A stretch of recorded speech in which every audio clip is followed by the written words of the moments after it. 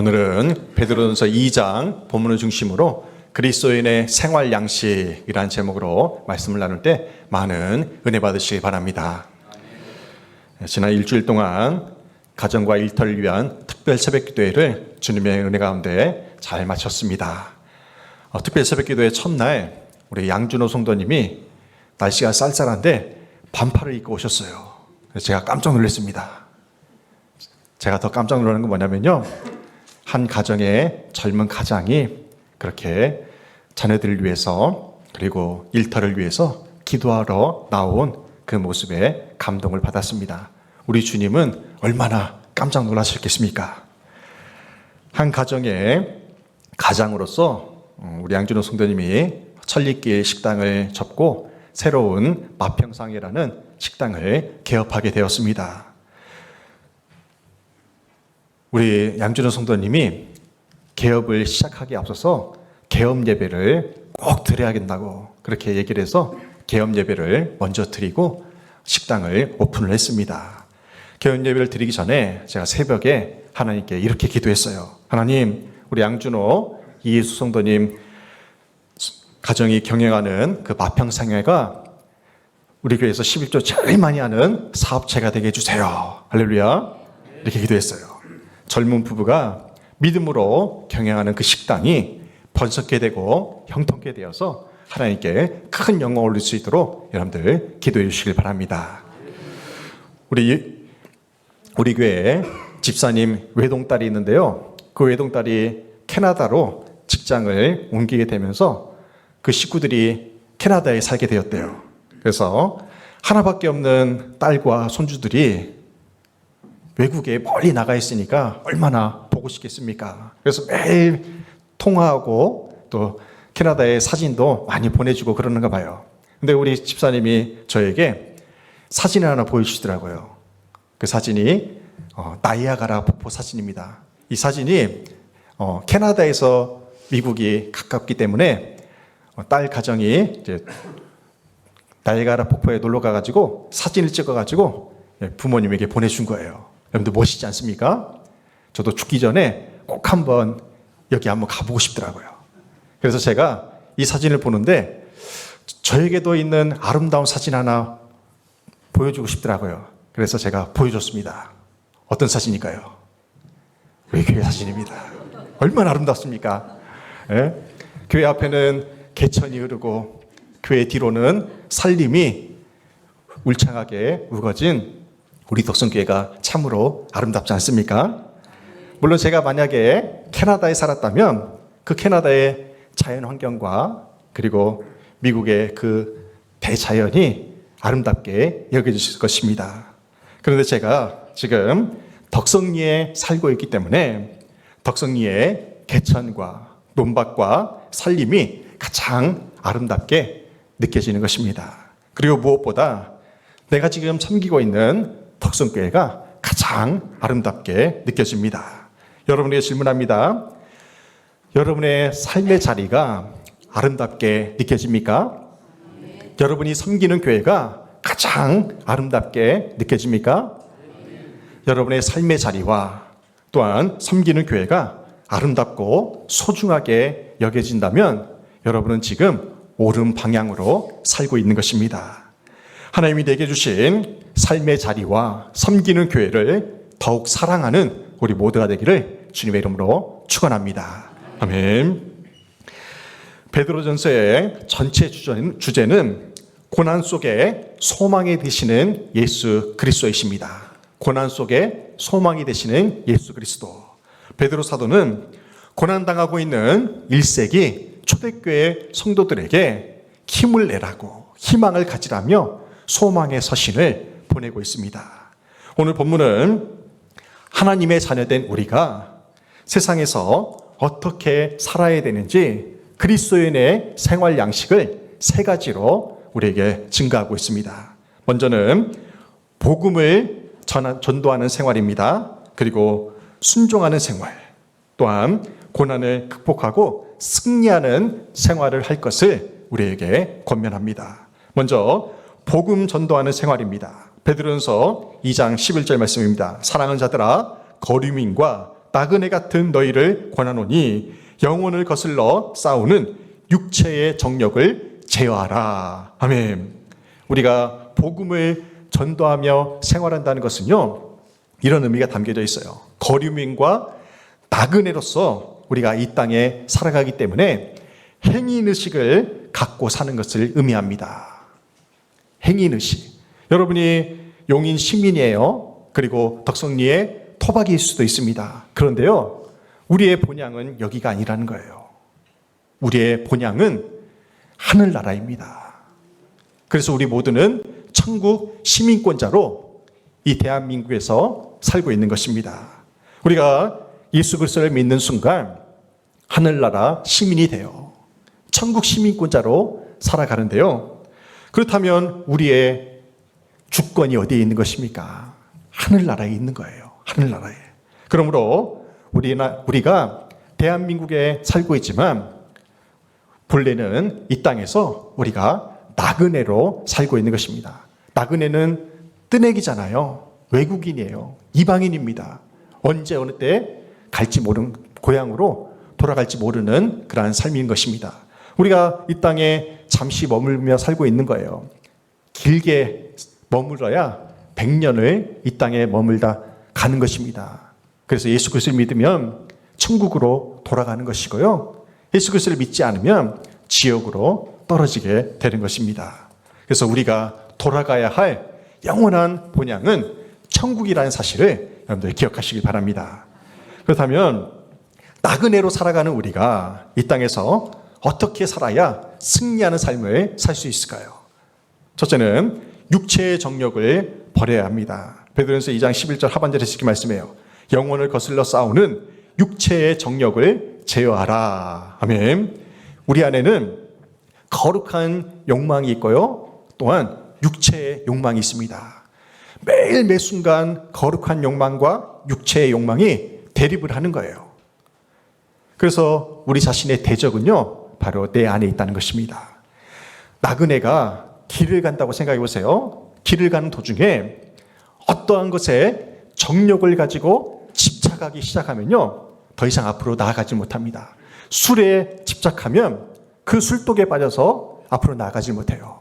도박에 빠지고 세상 쾌락에 빠지면요, 거기서 더 이상 앞으로 전진할 수가 없는 거예요. 그러므로 우리는 육체의 정력을 버려야 됩니다. 육체의 정력을 버리지 못하면 세상의 쾌락을 버리지 못해 뒤돌아본 롯의 아내처럼 돌기둥이 되고 만다는 것입니다. 두 번째는 선한 행실에 힘써야 됩니다. 베드로전서 2장 12절 상반절입니다. 너희가 이방인 중에서 행실을 선하게 가져. 아멘. 선하다는 말은 뭐냐면요, 올바른 일을 한다는 거예요. 올바른 일. 그리스도를 위하여 올바른 일을 하는 것. 그것이 바로 선한 일입니다.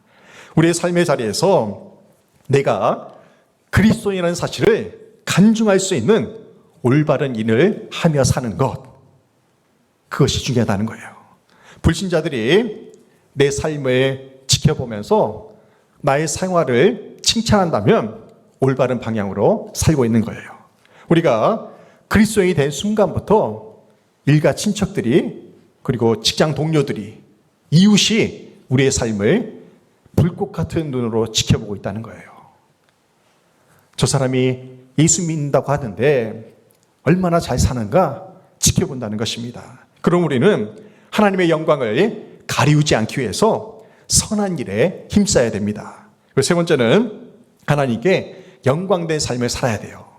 베드로전서 2장 12절 하반절입니다. 너희 선한 일을 보고 오시는 날에 하나님께 영광을 돌리게 하려 함이라. 아멘. 하나님의 자녀된 우리는 하나님의 거룩한 그 성품을 본받아 거룩한 존재로 하루하루를 살아갑니다. 구별된 존재로 살아간다는 거예요. 불신자들 사이에서 우리가 그리스도인으로 구별되어 살아가기 때문에 불신자들이 우리를 항상 지켜보고 있다는 거예요. 정말 두려운 것이 무엇입니까? 불신자들이 우리의 삶을 통해서 하나님을 만날 수도 있고 못 만날 수도 있다는 것이 두려운 일이에요. 우리 교회 문재경 집사님이 올해 3분을 전도를 했어요. 한 분은 집사님이시고 두 분은 초신자예요. 세례받지 않은 분들입니다. 이 세 분의 공통점이 뭐냐면 같은 직장에서 일했거나 지금 함께 일하고 있다는 거예요. 짧게는 8년에서 길게는 15년 이상을 관계해온 분들입니다. 농협 하나로마트에서 일하면서 문 지사님이 그리스도인으로서 성별된 삶을 살았기에 이분들이 함께 교회에 나올 수가 있었던 것입니다. 우리 김태광 원사님도 올해 김영배 성도님을 전도했어요. 한 마을에 살면서 김태광 성도님의 삶뿐만 아니라 우리 덕성교회 교우들의 삶을 우리 김영배 성도님이 지켜보셨다는 것이죠. 그 모습을 보고 우리 덕성교회에 등록하게 된 것입니다. 불신자들은요, 하나님이 누구신지, 예수님 성령님이 누구신지 몰라요. 누구를 보고 하나님을 믿게 되는 것입니까? 먼저 예수 믿은 우리의 삶을 보고 하나님께 나오는 거예요. 불신자들의 작은 실수는 그냥 작은 실수 그렇게 보여요. 그런데 우리 그리스도인들의 작은 실수는 어떻게 봅니까? 사람들이 크게 부각시켜서 본다는 거예요. 왜 그렇습니까? 불신자들이요, 그래도 예수 믿는 우리에게 희망을 걸고 있기 때문에 그래요. 나는 그렇게 살지 못한다 하더라도 예수 믿는 너희들은 제발 제대로 살았으면 좋겠다. 그렇게 교인들에게 희망을 걸고 있는 것입니다. 여러분은 불신자들에게 어떠한 삶의 모습을 통해 간증을 보이며 살고 계십니까? 베드로 사도는 그리스도인들의 생활 양식에 있어서 복음 전도하는 생활을 강조를 합니다. 우리의 선한 행실을 통해 불신자들이 하나님을 믿게 되기를 주님의 이름으로 축원합니다. 아멘. 두 번째는 순종하는 생활을 해야 됩니다. 베드로전서 2장 18절입니다. 사원들아, 범사에 두려워함으로 주인들에게 순종하되 선하고 관용하는 자들에게만 아니라 또한 까다로운 자들에게도 그리하라. 아멘. 18절에는 두 가지 사회 제도가 등장을 합니다. 하나는 국가고요, 하나는 직장입니다. 국가와 직장에 성경 말씀에 비추어 보면 순종하라고 주님이 말씀하시는 거예요. 여기서 사원들아 그랬어요. 사원은 고용인입니다. 그리고 주인들에게는 고용주예요. 오늘날 직장 생활을 의미하죠. 직장에서 윗사람들에게 순종할 것을 가르치는 거예요. 또한 국가 안에서는 어떻습니까? 국가라는 테두리 안에서 순복하는 삶의 양식을 가져야 한다는 것입니다. 국가에서는 법과 질서를 지키는 가운데 국가의 위정자들에게 대해 순복해야 한다고 그렇게 강조합니다. 오늘날 현대인들 보십시오. 직장이나 국가에 순종하는 것을 개인적으로 싫어하든 좋아하든지 간에 성경은 어떻게 가르치냐면 순종하라고, 국가의 권위에, 직장의 상사들에게 순종하라고 성경은 가르칩니다. 참 그리스도인다운 삶은 직장의 상사나 국가의 대표에게 순종하는 것입니다. 베드로 사도가 어떤 의미에서 국가와 직장에서의 순종을 강조했습니까? 베드로전서 2장 13, 14절에서 이렇게 말씀해요.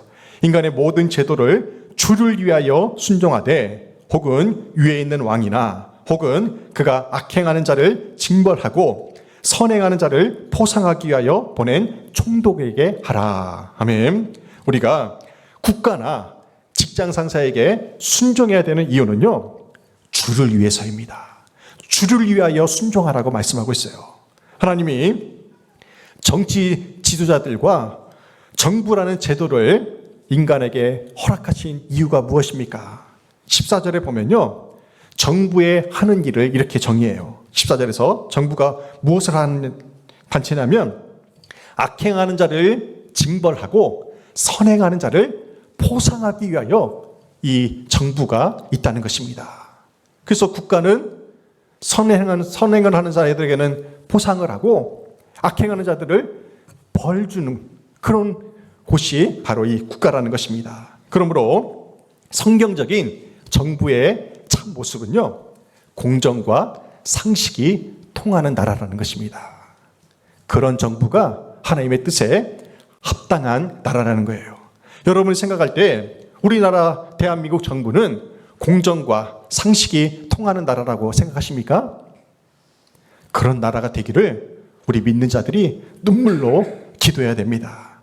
성경은 질서를 강조해요. 왜 그렇습니까? 하나님께서 질서의 하나님이시기 때문에 그래요.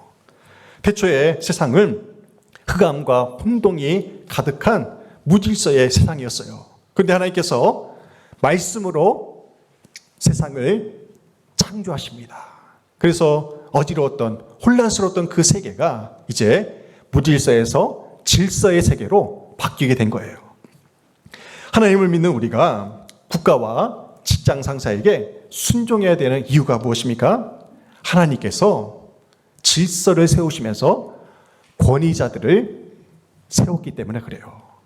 나라의 권위자들, 또 직장의 일터의 권위자들을 세웠기 때문에 그렇습니다. 근데 만약에 국가나 직장 상사가 공정과 상식으로 일하지 않는다면 우리가 그리스도인들은 어떻게 해야 됩니까? 그럴 때에는요, 하나님의 법을 따라야 한다는 것입니다. 국가와 하나님의 법이 충돌할 때에는 하나님의 법을 따라야 한다는 거예요. 사도행전을 보면 국가의 지도자들이 베드로와 요한에게 전도하지 말라고 명령을 해요. 그런데 베드로 사도가 어떻게 행동했습니까? 사도행전 4장 19절입니다. 베드로와 요한이 대답하여 이르되 하나님 앞에서 너희의 말을 듣는 것이 하나님의 말씀을 듣는 것보다 옳은가 판단하라. 이 말이 뭐예요? 너희가 아무리 나에게 전도하지 말라고 명해도 나는 하나님의 법을 따르겠다. 나는 전도하겠다. 그렇게 선언을 하는 거예요. 그러자 어떻게 됐습니까? 베드로가 감옥에 갇힙니다. 투옥됐어요. 이처럼 사람에 대한 복종이 하나님께 대한 불복종이 된다면 우리는 언제나 더 높은 권위이신 하나님께 순복해야 됩니다. 다니엘서 3장에 보면 다니엘의 세 친구인 사드락과 메삭과 아벳느고가 나와요. 바벨론의 포로로 끌려갔던 그 포로민들에게 우상을 숭배할 것을 강요를 합니다. 나라에서.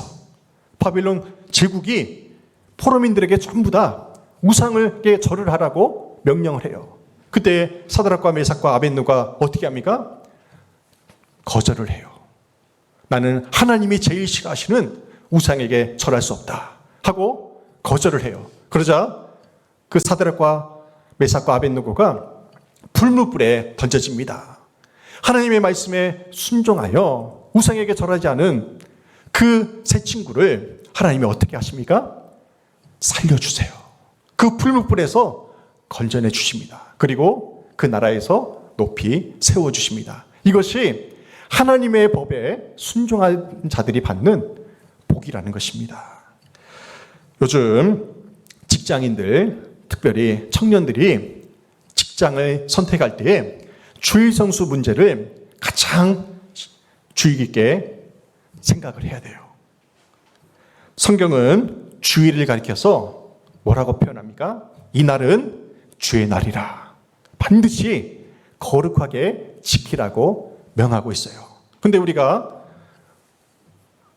물질 때문에 좀 더 돈을 벌기 위해서 주의 성수할 수 없는 그러한 직장을 선택한다면 그것은 하나님이 기뻐하시지 않는다는 것입니다.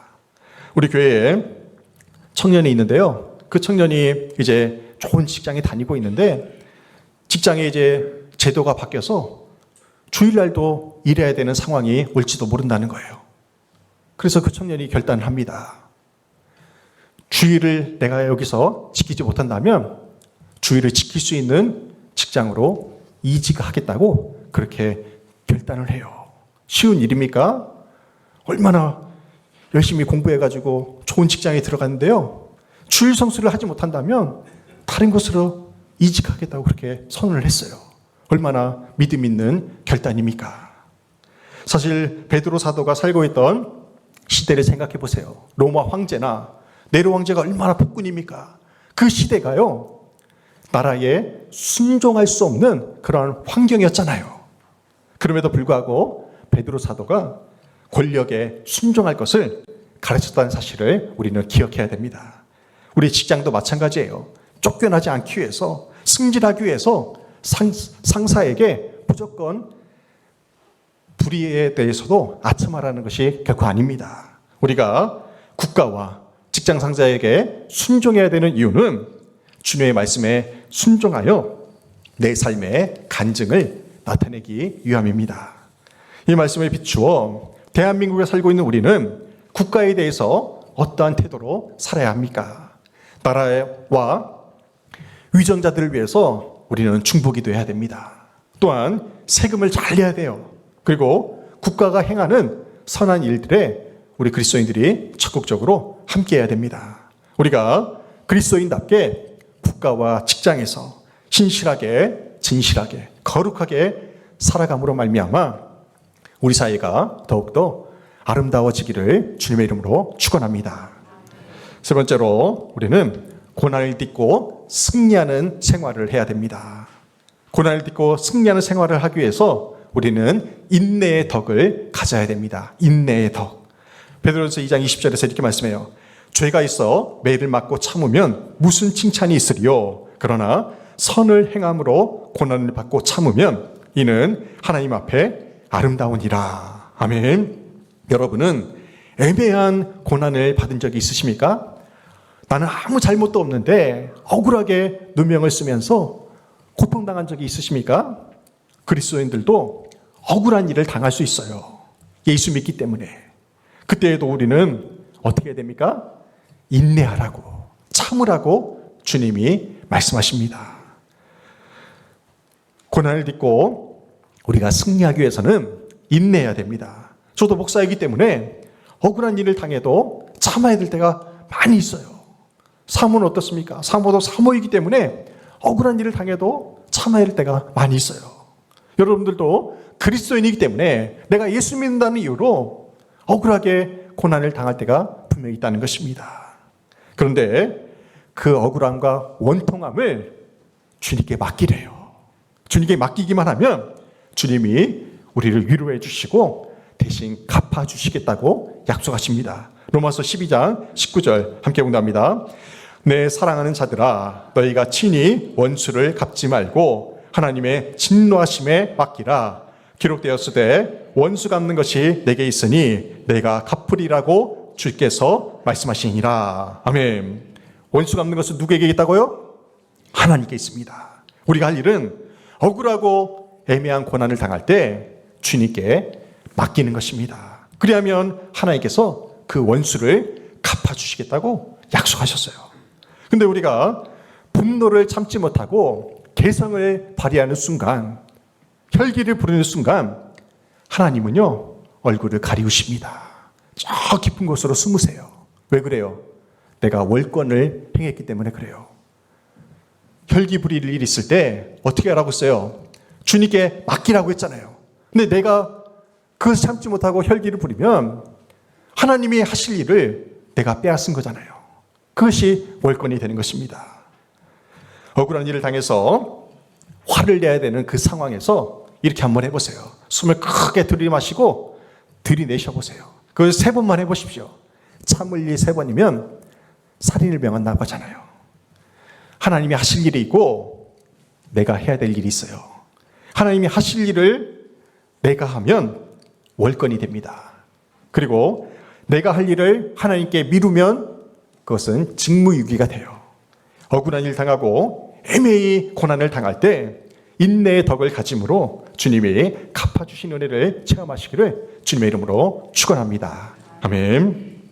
두 번째는 그리스도를 모본으로 삼아야 됩니다. 베드로전서 2장 21절입니다. 이를 위하여 너희가 부르심을 받았으니 그리스도도 너희를 위하여 고난을 받으사 너희에게 본을 끼쳐 그 자취를 따라오게 하려 하셨느니라. 아멘. 이를 위하여로 시작한대요. 이를 위하여는 뭐냐면요, 앞선 20절에서 애매한 일을 당할 때 인내의 덕을 가지라는 말씀이에요. 우리가 인내의 덕을 소유하기 위해서는 그리스도를 본받아야 됩니다. 본받는다는 말이 뭘까요? 본을 뜬다고 하잖아요. 그게 본받는 거예요. 본을 뜨는 것. 그것은 뭐냐? 그대로 베끼는 것입니다. 그래서 그리스도를 본받는다는 것은 예수 그리스도의 삶을 그대로 베끼며 사는 거예요. 여러분들 성경 필사하시는 분들은 성경을 펴고 한 글자 한 글자 1.1획도 틀리지 않고 그대로 기록을 하잖아요. 그게 본이에요. 마찬가지로 우리 그리스도인들은 예수님의 삶을 그대로 베끼는 그러한 삶을 살아야 하는 것입니다. 부모는 아이의 거울이라고 했잖아요. 제가 아침에 샤워를 하고 바쁘니까 수건과 벗어놓은 그 허물들을 그대로 놓고 출근을 해요.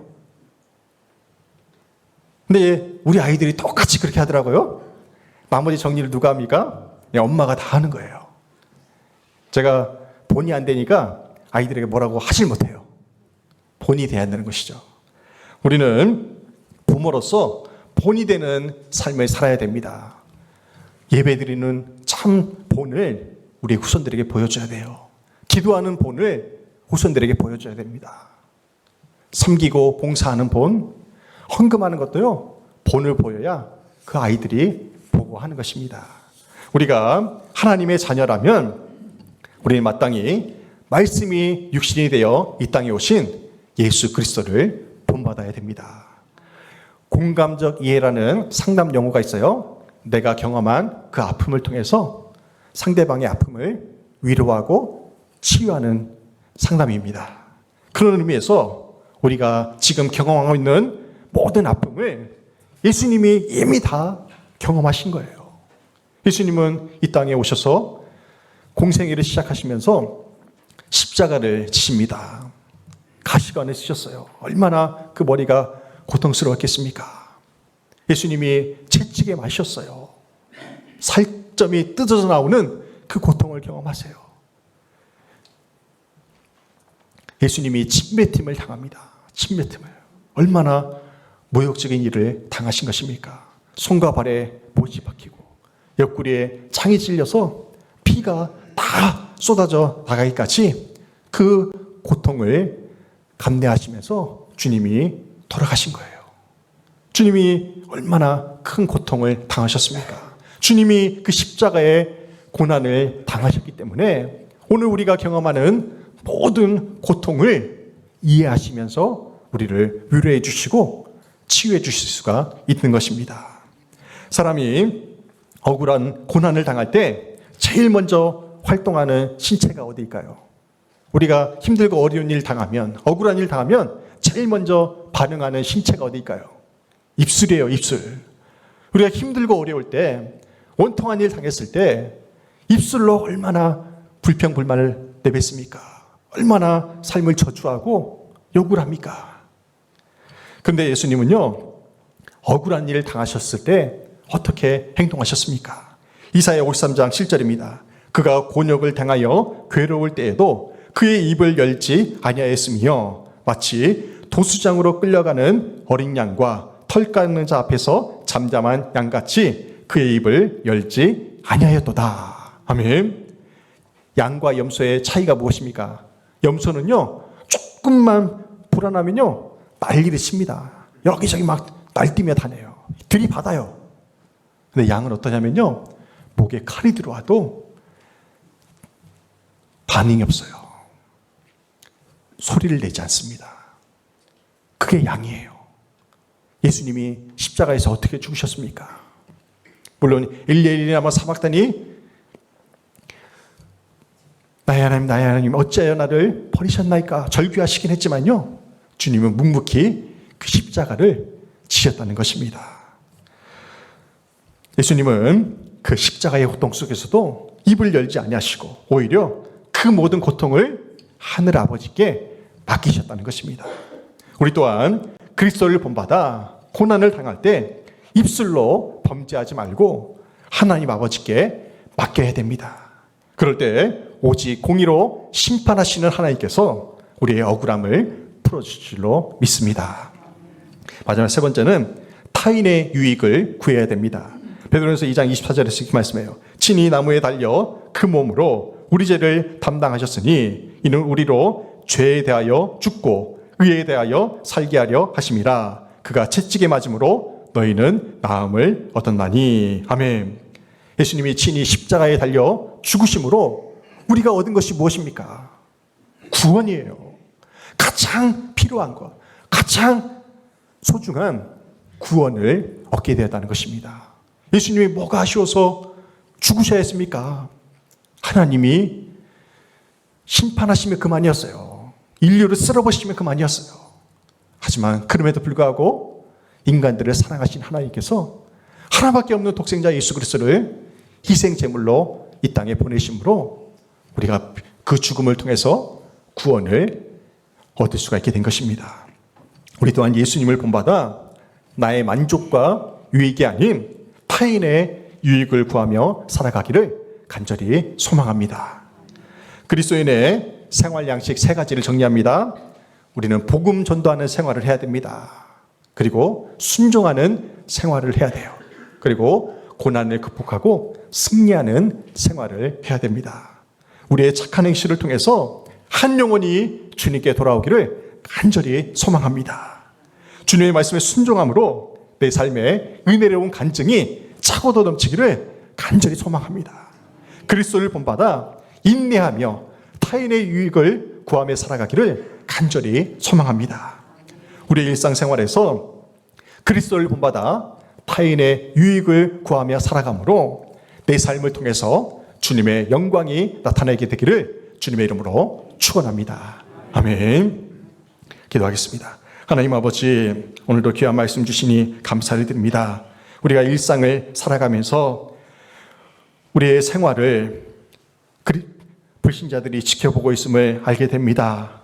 우리의 선한 행실을 통해서 그 불신자들이 주님께로 나오는 역사가 일어나게 도와주셔서 하나님의 말씀에 순종하게 해주시고, 또한 고난을 당했을 때 그 고난을 인내로써 하나님께 온전히 맡김으로 아버지여 이겨내고 견뎌낼 수 있도록 주님 인도하여 주시옵소서.